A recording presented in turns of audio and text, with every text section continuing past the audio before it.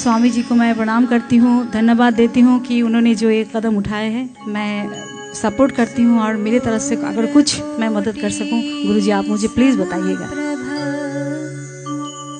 निर्विघ्नं कुरु मे देव सर्वकार्येषु सर्वदा। आप जो काम कर रहे हैं वो एक बहुत बड़ी मिसाल है। 3000 लोगों के लिए ऐसी जगह बना देना जहां पर वो अपने आप को वृद्ध महसूस ही ना करें। वृद्धाश्रम, वृद्धों के लिए घर बना रहे हैं, तो मुझे ये सुन के बड़ी प्रसन्नता हुई।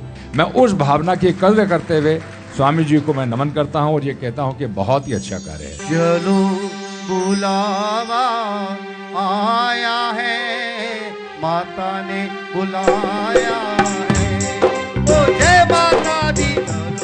ओल्ड एज आश्रम, इन्होंने नाम चेंज कर दिया है कि ओल्ड एज क्लब। हमारे स्वामी जी वृद्धाश्रम खोल रहे हैं।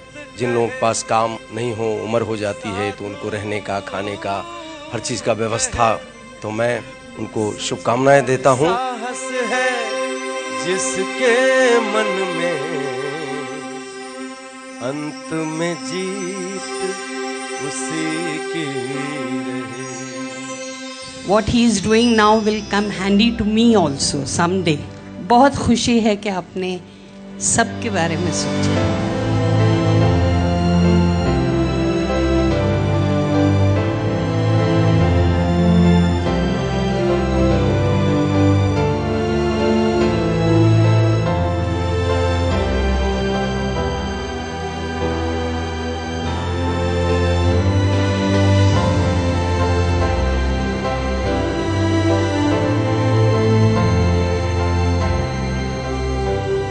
धन्यवाद। इन्हीं शब्दों के साथ अब हम अपने प्रोग्राम को समाप्ति की ओर घोषणा करते हैं। जय हिंद, जय भारत। नमस्कार, मैं हूं तृप्ता आर्य। इंडिया 18 में आप सभी का स्वागत है हमारे खास प्रोग्राम खास मुलाकात में। खास मुलाकात में हम उन शख्सियत से आपकी मुलाकात करवाते हैं जिन्होंने समाज में एक अलग ही मुकाम हासिल किया है। इसी सिलसिले को आगे बढ़ाते हुए आज हमारे साथ मौजूद रहेंगे कंबोडिया से भारत आए श्री डॉक्टर गुरुजी कुमारन स्वामी जी, जो आज हमारे साथ खास मुद्दों पर बात करेंगे। गुरुजी, आपका इंडिया 18 में बहुत बहुत स्वागत है। नमस्कार। गुरुजी, सबसे पहले क्योंकि अगर हम बात करें 2020 की, बहुत ज्यादा खतरनाक था पूरे विश्व के लिए। जो निकल गया 21 में आ गया, उसके लिए बहुत बड़ा मतलब कहेंगे बहुत बड़ी अचीवमेंट थी। क्या कहेंगे 21 के बारे में, क्योंकि 2020 चला गया, अब 21 शुरू हुआ है। 21 जो है एक तरह से अगर 21 को जोड़ा जाए तो इसका न्यूमेरिकल नंबर आता है 2, 2, 4 और 1, 5। 5 नंबर बुद्ध का नंबर होता है और बुद्ध जो है भगवान गणेश को प्रतिनिधित्व करते हैं और गणेश सबका मंगल करते हैं। तो 2021 सबके लिए मंगलदायक ही होगा, ऐसा शास्त्रों का मानना है। तो 2020 की जो विकट परिस्थिति बीत गई, वो दोबारा उसकी पुनरावृत्ति न हो, यही भगवान से प्रार्थना है। 2021 सबका मंगल करेगा। गुरुजी, अगर हम कोविड की बात करें, कोविड के अलावा भी जैसे यूके में, यूएस में अलग अलग तरीके के वायरस निकल के आए, लोग बहुत ज़्यादा परेशान हैं कि 21 में इस वायरस का प्रकोप कब तक रहेगा। आप एक ज्ञाता हैं, बहुत ज़्यादा जानकारी आपके पास रहती है। अगर हम बात करें ग्रहों की, क्या बताते हैं ग्रह के हिसाब से 2021 में मार्च तक ये जितने भी वायरस हैं इनका खात्मा हो जाना चाहिए और हो जाएगा। लेकिन धीरे धीरे इसके प्रभाव को कम होने में पूरा 2021 तो निकल जाएगा, लेकिन कोई आम जनहानि का योग नहीं बन रहा है। तो ऐसा कुछ नहीं है कि किसी को भयभीत होने की ज़रूरत है। भगवान की कृपा है, सब ठीक हो जाएगा। गुरुजी, पूरा विश्व आज इस महामारी से गुजर रहा है। अगर हम बात करें चाइना, आज चाइना इस महामारी से बिल्कुल निकल गया है। वहाँ पर किसी तरीके की कोई महामारी देखने को नहीं। ये भगवान के द्वारा उत्पन्न हुई महामारी नहीं है ना, ये तो मानव के द्वारा उत्पन्न हुई महामारी है। तो प्रकृति और भगवान के द्वारा उत्पन्न हुई महामारी और मानव के द्वारा उत्पन्न हुई महामारी में बहुत फर्क होता है। अगर प्रकृति कोई बीमारी, कोई महामारी पैदा करता है तो वो उसका इलाज करता है, और मानव प्रदत्त क्योंकि मानवता के विनाश के लिए महामारी पैदा की जाती है, तो ये एक तरह से भगवान के साथ भी अपराध है और इंसानियत के साथ भी अपराध है। ऐसा होना नहीं चाहिए। लेकिन फिर भी अगर लोग बोल रहे हैं कि चाइना ने ये महामारी पैदा की, तो इसका अंत होना चाहिए, और प्रभु के नज़र में ये है तो इसका अंत होगा। मार्च आते आते ये सब लोग मुक्त हो जाएंगे, ऐसा कुछ नहीं है। गुरुजी, अगर हम राशियों की बात करें, क्योंकि आपको जैसे हमारी अभी बात हो रही थी, आपने कहा कि काफी राशि वालों को फायदा भी होगा और कई राशियों वालों को सावधानी भी बरतने की जरूरत है। किन किन राशियों पर भगवान की असीम कृपा बनने वाली है? कोई बड़ा अचीवमेंट 2021 में सिंह राशि, कन्या राशि, तुला राशि, कुंभ राशि, इन सब राशियों के लिए बहुत ही सुखद समाचार है और एक तरह से इनकी बम्पर लॉटरी भी लगने वाली है। बाकी राशियों के लिए भी कोई बहुत कठिन की परिस्थिति नहीं है, लेकिन उनको थोड़ी सी सावधानी रखनी पड़ेगी स्वास्थ्य के हिसाब से, और थोड़ी बहुत उनको चोट चपेट का योग बनेगा। बाकी फाइनेंशियल मिला के 12 राशियों की कुंडली 2021 में ठीक रहने वाली है। ऐसा कुछ नहीं है कि किसी को परेशान होने की जरूरत है। अगर हम भारत की बात करें गुरुजी, क्योंकि पूरे विश्व की नज़र अब भारत पर है, क्योंकि वैक्सीन भारत लॉन्च कर चुका है, लगने की प्रक्रिया शुरू हो चुकी है। भारत अगर हम गए आर्थिक, राजनीतिक और विश्व स्तर पर किस तरीके से प्रगति करेगा? देखिए, भारत जो है 140 करोड़ आबादी का देश है, और जिस देश में इतनी सारी पॉपुलेशन है, आबादी है, वो देश स्वतः पर तरक्की करेगा। और हमारे जो प्रधानमंत्री हैं वो भी अच्छा कार्य कर रहे हैं, समाज के लिए भी कर रहे हैं, मानवता के लिए कर रहे हैं। और पूरे विश्व में भारत ने खुद का अपना वैक्सीन बनाया, जो कि एक बहुत बड़ी उपलब्धि है। तो इस हिसाब से आर्थिक रूप से भी और सामाजिक रूप से और स्वास्थ्य के पॉइंट ऑफ व्यू से भी भारत काफ़ी तरक्की करेगा, और आने वाले 2024 तक उम्मीद है कि भारत एक विश्व गुरु की पदवी पा जाएगा फिर से। जी गुरुजी, अगर हम कंबोडिया की बात करें और शिव धाम के आप ट्रस्टी हैं, वहाँ पर किस तरीके का वातावरण अभी शिव धाम में बना हुआ है और किस तरीके की प्रगति उस शिव धाम को लेकर आप कर रहे हैं? क्योंकि आप देश विदेश सारी जगह घूमते हैं, एक अलग ही सनातन धर्म को आपने दिशा दी है। देखिए, शिव धाम की जहाँ तक बात है, कंबोडिया एक आज के डेट में शांति प्रिय देश है और वहाँ पे प्रकृति का निवास है। आज भी कंबोडिया में 2/3 हिस्सा जंगल ही है। तो वहाँ पे जो शिव को हम लोग एक आदि देवता के रूप में या देवताओं के देव महादेव के रूप में स्थापित करने की कोशिश कर रहे हैं, जिससे कि पूरा साउथ ईस्ट एशिया में हमारे सनातन का ठीक तरह से प्रचार प्रसार हो सके, जो कि पिछले काफ़ी सालों से उसको दिशा को बदल दिया गया था। उसको हम लोग फिर से सही करने की कोशिश कर रहे हैं, जिसमें जन सहयोग भी मिल रहा है। हमारे जो बुद्धिजीवी वर्ग हैं वो भी लोग सहयोग कर रहे हैं, और कंबोडिया में ही विश्व का सबसे बड़ा हिंदू मंदिर भी है। ये भी एक सुखद आश्चर्य है। तो हम लोग कंबोडिया में काम कर रहे हैं और आगे करते भी रहेंगे। गुरुजी, सनातन धर्म कहते हैं पूरी संस्कृति का पूरा जोड़ सनातन धर्म में है।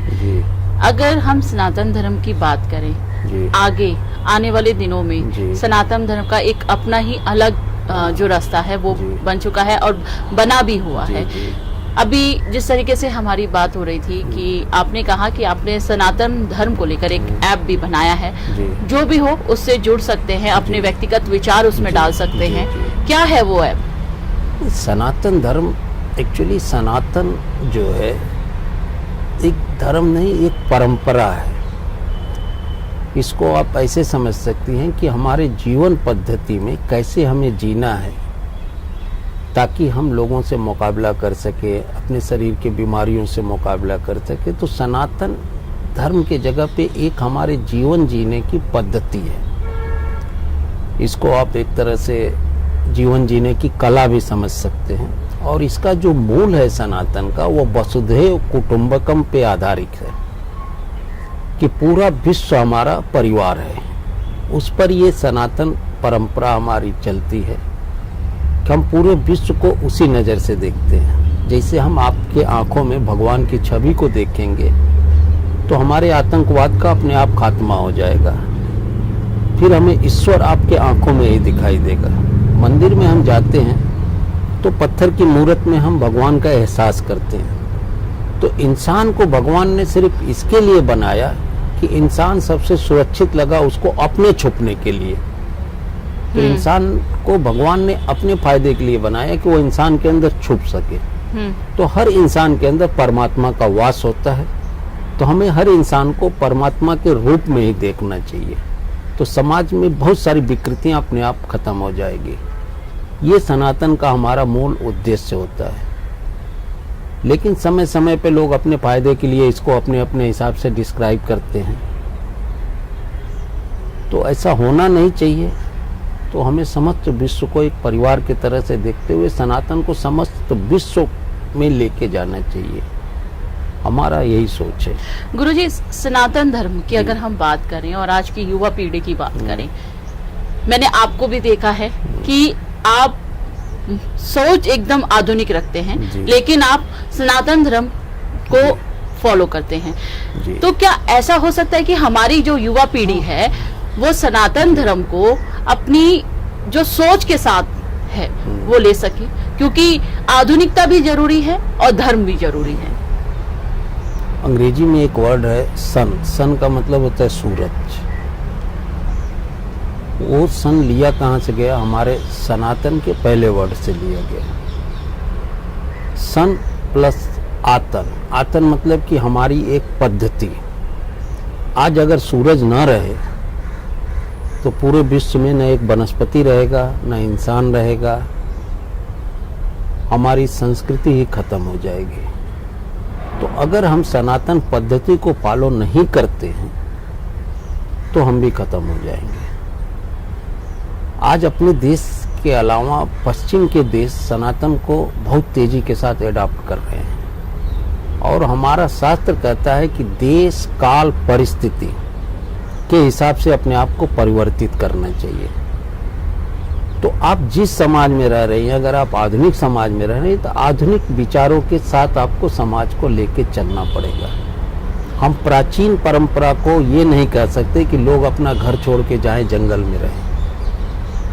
उस पद्धति को हम फॉलो आज के डेट में नहीं कर सकते। अगर हम करते हैं तो फिर हम उल्टी गंगा मतलब उल्टी धारा के विपरीत बहते हैं। और धारा के विपरीत जब हमारा बहाव होगा तो हम मंजिल पे नहीं पहुंच सकते हैं। तो हमें धारा के साथ बहना पड़ेगा तो हम मंजिल पे पहुंचेंगे। तो सनातन का मूल एक तरह से मिला जुला के यही है कि समस्त विश्व को एक परिवार मतलब एक स्वस्थ समाज की परंपरा ये सनातन स्थापित कर सके, न कि एक धर्म के रूप में। इंसान को इंसानियत की शिक्षा दे, उससे बड़ा धर्म सनातन में कुछ भी नहीं होता है। सनातन का मूल भी यही होता है कि इंसानियत। तो उसको लेके हमें चलना चाहिए और समस्त विश्व को ये सिखाना चाहिए कि भाई ये चीजें सही है, आप इस पे चलो।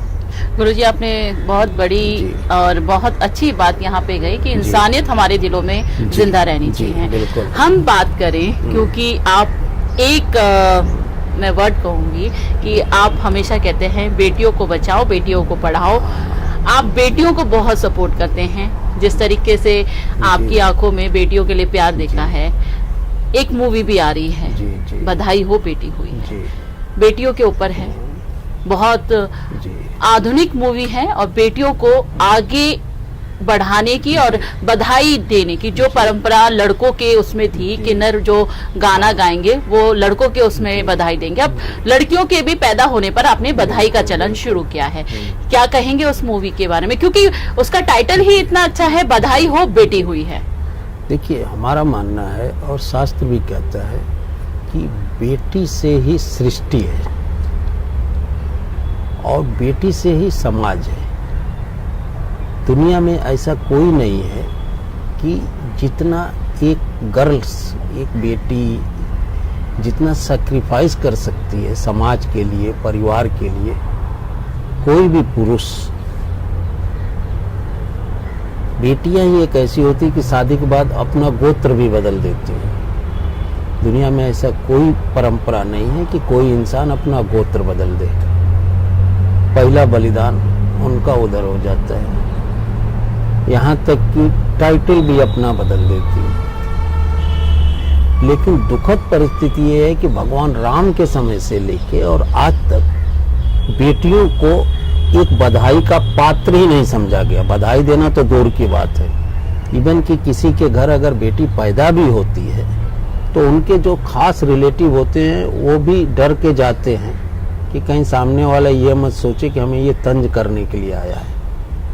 ये उनकी मानसिक सोच होती है, प्रदर्शित नहीं करते हैं। समाज का एक बड़ा तबका किन्नर, जो कि 6 करोड़ की आबादी इस देश में है, वो भी बेटी होने के बाद मुंह लटका के चल देता है, बधाई नहीं देता है। तो ये सारी परिस्थितियों को ध्यान में रखते हुए एक बेटियों का उत्सव ये देश मनाए, जो कि 50% आबादी है इस देश में। तो उसको ध्यान में रखते हुए ये एक शुरुआत की गई कि एक लड़की को भी बधाई का उतना ही पात्र होना पड़ेगा जितना कि एक पुरुष अपने आप को लेकर ढोल पीटता है। शास्त्र में सिर्फ स्त्री जात को ही सौभाग्यवती होने का आशीर्वाद दिया जाता है। इसका आशय ये होता है कि एक स्त्री के साथ 100 तरह का भाग्य जुड़ा हुआ है। शास्त्र भी किसी पुरुष को सौभाग्यवती होने का आशीर्वाद नहीं देता। एक नारी रूप अनेक। एक नारी रूप अनेक। तो एक नारी जो है वो माँ की भी भूमिका निभाती है, शिक्षक की भी भूमिका निभाती है, प्रेमिका की भी भूमिका निभाती है और समाज का मार्गदर्शन भी करती है। तो इस फिल्म में दिखाया गया है कि एक अकेली लड़की अपने माँ को खड़ा करती है, पिता को खड़ा करती है, उस ऊंचाई के मुकाम पे लेके जाती है, समाज को खड़ा करती है और साथ में जो सरकार चल रही है उसकी योजनाओं को लोगों तक कैसे पहुंचे, उसका भी उस फिल्म में वो बखूबी लोगों तक पहुंचाती है, जन जन तक। साथ में इसके अलावा जो समाज में बेटियां पैदा होने के पहले ही मार दी जाती है, जिनको भ्रूण हत्या कहते हैं, तो उससे भी समाज को बचाने की कोशिश करती है। गुरुजी, हमने सुना है इस मूवी में कई हजार किन्नरों ने गाना गाया है, उनको रोजगार मिला और काफी ज्यादा उनको काम करने की इस फिल्म में शक्ति मिली कि हम भी एक समाज का हिस्सा हैं। हालांकि समाज से जोड़ने की कोशिश की, ये सच है, ये बात सच है। उनको पूरा एक फुल फ्लैश बधाई का एक गाना दिया गया है कि वो घर घर जाके गा सकती हैं। पहली बार देश लड़की पैदा होने को एक नए तरीके से सेलिब्रेट कैसे करे, वो भी उस फिल्म में दिखाने की कोशिश की गई है। तो एक अच्छी मूवी है, आप लोग देखिए। अच्छा गुरुजी, इसमें सबसे बड़ी बात है कि यामिनी स्वामी जो इसमें मुख्य कलाकार है, यामिनी स्वामी बधाई हो बेटी हुई में हम आपको बता दें कि गुरुजी की पुत्री हैं और इस पर मुख्य भूमिका वो निभा रही है। गुरुजी, यामिनी के आगे बारे में हम बात करें, उनके जहन में ये आया कैसे? और क्योंकि पिता से बात करना एक पुत्री के लिए बहुत बड़ी बात होती है, उन्होंने अपनी इच्छा कैसे व्यक्त की कि पापा मैं ये करना चाहती हूँ, ये मूवी बनाना चाहती हूँ? टॉपिक आपने सुना, कैसे शुरुआत हुई फिल्म की? यामिनी स्वामी जो है वेल एजुकेटेड लड़की हैं, आधुनिक विचारों वाली हैं।